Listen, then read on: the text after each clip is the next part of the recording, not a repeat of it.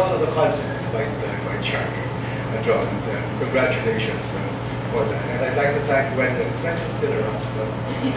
Oh, Wendell's the one taking the picture. Now, Wendell, I'm so glad you reminded the audience about the place of the Third World Studies program in history. I was a student when it was established by Dodong Nemenzo. The first director was Randy David. I still remember the offices of the Third World Studies program. And I can actually trace where it moved over the past decades. I'd now like to proceed to my PowerPoint. Celine, let's move to the first slide. I've organized my presentation on 3 points. I consider them the internal tensions of church and state doctrine in the Philippines.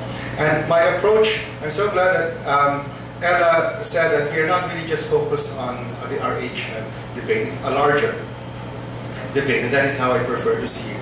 I think the difference, though, between a constitutional law approach and a policy approach is that for con law, we are concerned more about the norms, the big moral values which are at stake, in contrast to the results. So we have a term, consequentialist. It's not a consequentialist discourse. And here I would like to look at the issue in terms of why in the first place we are so confused about church and state doctrine. I'll be so interested actually in the way it will mesh with the approach of Professor Jose on Bushido. The self-contradictions are as follows, and I will have to deal with them in greater detail. We are actually fundamentally confused about church and state doctrine, and I will begin with both the Malolos Constitution and the debate on the Rizal Law. The second is that we have, our church-state doctrine is a verbatim copy of American doctrine. We are actually, I think, the only country in the world which has adopted US law so faithfully. But that doctrine was born in an entirely different context. The US has used religious pluralism. There are many religions competing. They bring it to the same rules to a context where there is one dominant state. So it's a different ballgame. And the other is, for them, for Americans especially, religion is part of our liberty of choice, meaning you choose your religion. I don't know how many of the people here actually chose to be baptized as Roman Catholics. We don't get to choose, and well, I'm speaking for myself. It's unthinkable to change it, especially with my parents. You know, completely unforgivable. And the third self-contradiction, I will spend a lot of time on this, is that at the level of self-conscious formal debate, we treat religion as, we protect religion because it's part of the private sphere. Historically, it was always part of the public sphere for us. And so there is a gap between our formal debate, especially the lawyers' debates, and then the way people actually regard religion in actual life. I'll proceed to the next one, please. The first self-contradiction is that church and state doctrine in the Philippines was born with original sin. I love saying that. And the original sin was this. You see, we waged an entire revolution fueled by anti-clerical sentiment, by hatred for abuses by both the Spanish authorities, both civil and religious authorities. And we said, we waged a revolution, and then they won, and then they said, yeah, now that we've won, it has established separation of church and state. And they said, where will we do it? And they said, let's go to church. So they went to the Baraswain church.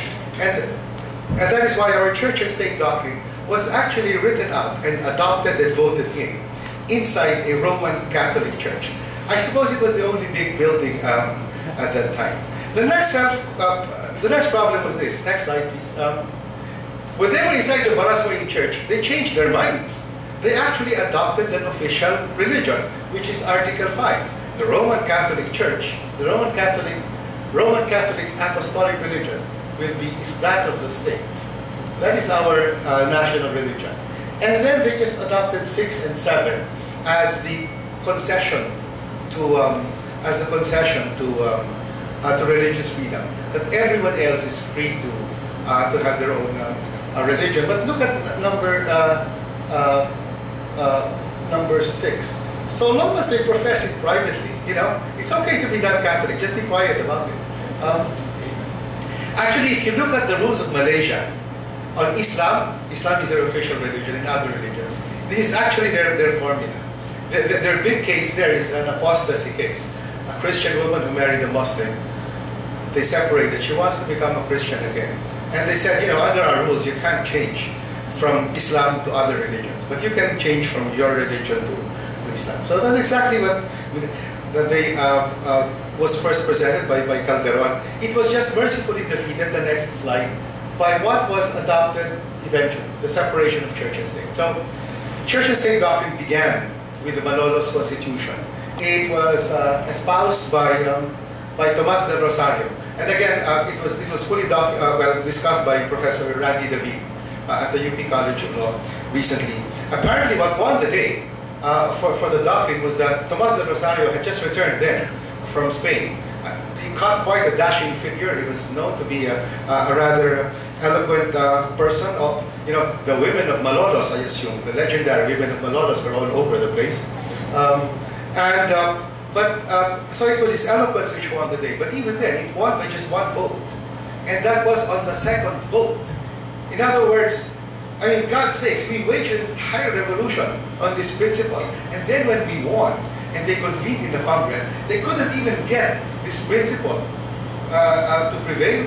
It prevailed only after a second vote, well, only after an amendment, after a second vote, only by one vote. And I don't even include here, and as soon as it was established, Mabini asked that it be suspended because they were about to wage war with the Americans, and he said, we don't need this divisive issue. And to think that Mabini was the main supporter of Del Rosario on this one. So we have this difficulty here. The next slide, please.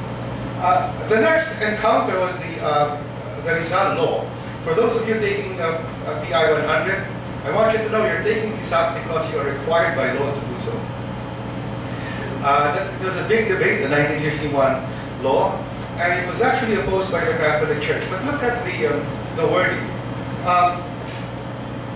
Provided that in the collegiate courses, the original and unexpurgated editions shall be used. And then there is we call it a conscientious objection clause, meaning you opt out of the clause. There shall be exemptions for students for reason of religious belief from reading the unexpurgated clause, but not from taking the course itself. In other words, I imagine if you're assigned to read Diliman, you can just go to the sanitized version.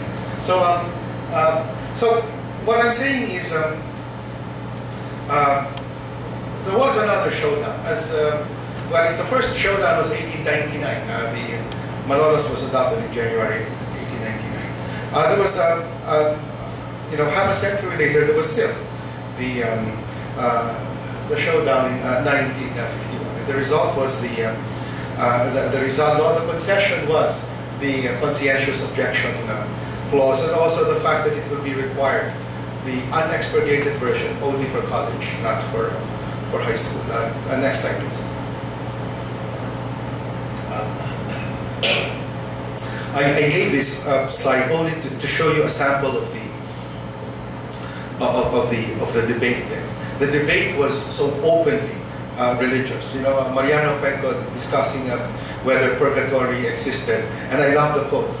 Even our colleague, our good friend, the gentleman from Sulu, believes in purgatory. Well, I don't know anything about Islamic doctrine. I don't know much about Catholic doctrine either. But whether it's true or not, the fact is religious arguments, openly religious arguments were being made within a secular forum, which is the Philippine Congress. The next slide, please. Okay, I now go into the element of religious pluralism. This is the distribution of religions in the Philippines. Sorry.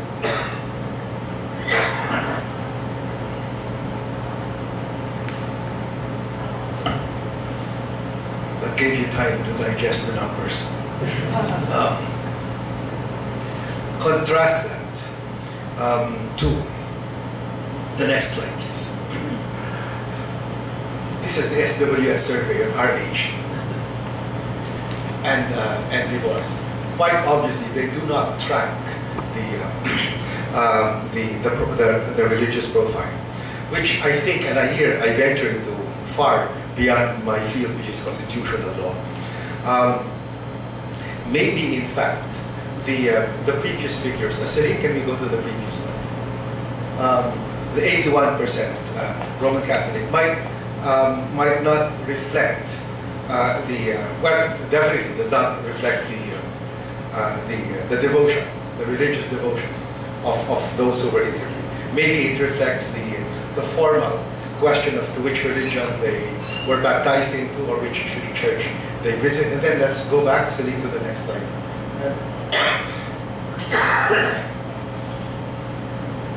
And the SWS survey shows that, well, they don't exactly follow the teachings of the clergy of their church. The next slide. Okay, and I would like to spend some time on this. The fundamental premise of liberal theory is that religion is protected because it is a private, it belongs to the private choice of every individual. And yet, historically, organized worship in the Philippines had always belonged to the private sphere. I'm sorry, to the public sphere.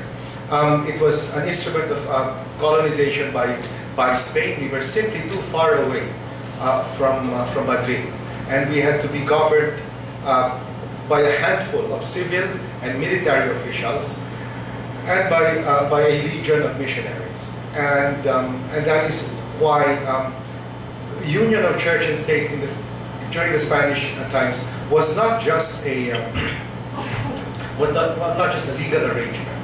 It was intrinsic to the mode of colonialism. But the second is, and that is why also our anti-colonial revolution was likewise dealt with questions of faith, and was anti-monastic, anti-clerical in character. When the Americans came here, the very first constitution we got under the Americans, technically it is called McKinley's Instructions to the Philippine Commission. The first liberty they offered the natives was liberty of worship. Both as a statement of American policy, of American constitutional principles, but also, I suppose, as a concession to the natives. And if you go down in history, the first project of William Howard Taft was the purchase of the friar lands. Our Department of Justice actually had a Bureau of Friar Lands until the 1980s. And they had to treat the friar lands question is a non-political way as possible. And then if you go down the line, the Catholic left, the Catholic progressives of the 1950s were actually the antidote, the alternative to the, but at that time to the Hukbalhak and to the Partido Comunista. And to look at the role of the church during the darkest days of martial law, the human rights movement found its sanctuary in many seminaries, in many parishes, within the organizational network of the Catholic Church. Task Force Detainees is actually a project of the AMRSP, the Association of the Major Religious Superiors of the Philippines. I used to go to the AMRSP activities in 1975. I was then a poli-sci major, and it was my first dose of all these reports about the grisly human rights record under Marcos. And today, of course, we have the Catholic Bishops' Conference position on reproductive health. Let's proceed to the next slide. So we begin with William McKinley, under whom the president was invaded. You're familiar with the Benevolent Assimilation Declaration. And the next slide. He issued the first, they call